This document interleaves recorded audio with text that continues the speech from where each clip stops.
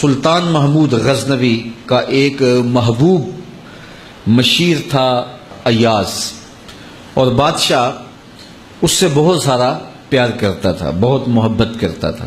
باقی جو وزیر تھے، مشیر تھے، آیان سلطنت تھے، وہ حسد کرتے تھے کہ اس میں کون سی خوبی دیکھ لی بادشاہ نے کہ اس سے خاص طور پہ پیار کرتا ہے۔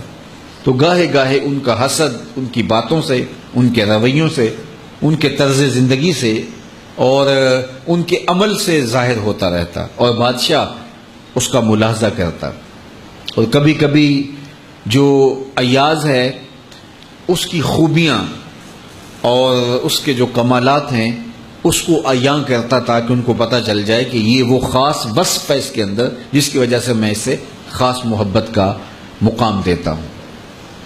ایک دن بادشاہ نے بڑے دربار میں اپنی مٹھی میں موتی لیے اور قیمتی موتی تالاب میں پھینک دیے، اور جتنے بھی وزیر تھے سب کو باری باری کہا کہ ان موتیوں کو نکال کے لاؤ اور دیکھو کہ تمہارا لباس نہیں بھیگنا چاہیے، تمہارے بدن پر پانی تک نہیں لگنا چاہیے۔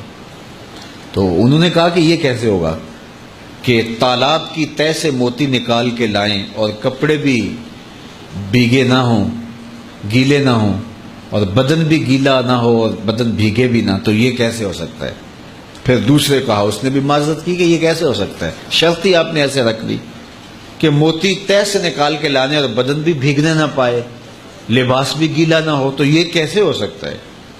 تیسرے کو، چوتھے کو، پانچویں کو، سب کو کہا، سب نے یہ کہا کہ یہ ممکن نہیں ہے۔ ایاز کو بلایا، کہا یہ موتی نکال کے لاؤ اور سنو تمہارا بدن بھی نہیں بھیگنا چاہیے، تمہارا لباس بھی گیلا نہیں ہونا چاہیے۔ اس نے فوراً چھلانگ لگائی، موتی نکالے، بادشاہ کے سامنے پیش کر دیے۔ بدن نچڑ رہا ہے اور لباس سے پانی کے قطرے ٹپک رہے ہیں۔ بادشاہ نے بڑے غصے سے کہا، ایاز میں نے کہا تھا موتی نکالو اور بدن بھی گیلا نہیں ہونا چاہیے، کپڑے بھی نہیں بھیگنے چاہیے، اور تمہارا لباس بھی بھیگ گیا، تمہارا بدن بھی جو ہے وہ پانی سے تر بتر ہو گیا۔ تو ایاز نے کہا، بادشاہ سلامت، آپ نے دو حکم دیے تھے، ایک کہ موتی نکال کے لانا ہے، دوسرا حکم یہ تھا کہ کپڑے نہیں بھیگنے چاہیے۔ میں موتی لا کے پیش کر دی ہیں، باقی جو کپڑے اور بدن بھیگ گیا ہے اس کی میں معافی چاہتا ہوں۔ کہا یہ خوبی ہے اس کے اندر۔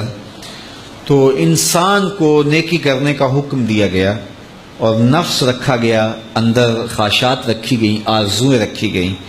تو نفس لوامہ وہ ہے کہ جو نیکی کے موتی تو نکال لیتا ہے، اور اگر اس دوران اس سے کوئی بدی ہو جاتی ہے تو ہاتھ جوڑ کے کھڑا ہو جاتا ہے، مالک جو گناہ ہو گیا اس کی میں معافی چاہتا ہوں۔ تو اللہ کہتا ہے مجھے اس نفس لوامہ پہ پیار آتا ہے جو گناہ کرنے کے بعد میرے حضور شرمندگی کا اظہار کرتا ہے۔ وہ کہتے ہیں کوئی بندہ صبح فجر کے وقت اٹھنے لگا نا تو کبھی بھی اس کی نماز قضا نہیں ہوئی تھی، شیطان نے آ کے اس کے اوپر تھپکیاں دینے شروع کر دیں اور اس کو سلا دیا حتیٰ کہ نماز کا وقت گزر گیا۔ ادھر سورج طلوع ہو گیا تو شیطان کا کام مکمل ہو گیا، وہ اٹھا تو دیکھا سورج چڑھ گیا ہے، تو اس نے جلدی جلدی وضو کیا، مصلی بچھایا، قضا نماز پڑھی اور بار بار روئے اور اللہ سے معافی مانگے کہ میرے مالک میری نماز چلی گئی، میں نے جیسے بھی قضا پڑھ لی تو قبول کر لے۔ تو اس قدر اس نے الہاؤ زاری کی، اس قدر درد سے رویا اس نماز کے قضا ہونے پر کہ اللہ کو اس بندے پہ اتنا رحم آیا، کہا کہ اس کے نامہ اعمال کے اندر کئی نمازیں لکھ دو۔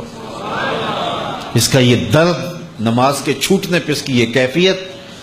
تو اگلا دن ہوا تو ابھی اذان ہی ہوئی تھی کہ شیطان آ گیا اور اس کو کہنے لگا جلدی جلدی اٹھو نماز پڑھ لے۔ تو بات یہ ہے کہ جو گناہ کرنے کے بعد ملامت پیدا ہوتی ہے وہ ملامت اللہ کو پسند ہے۔ نیکی کرنے کے بعد اگر عجب پیدا ہو جائے، تکبر پیدا ہو جائے، ریا پیدا ہو جائے، تو اس نیکی سے وہ گناہ اچھا ہوا کہ جس کے بعد ملامت پیدا ہو جائے، جس کے بعد شرمندگی پیدا ہو جائے اور انسان توبہ کی طرف چلا جائے اور اللہ کے حضور حاضر ہو جائے۔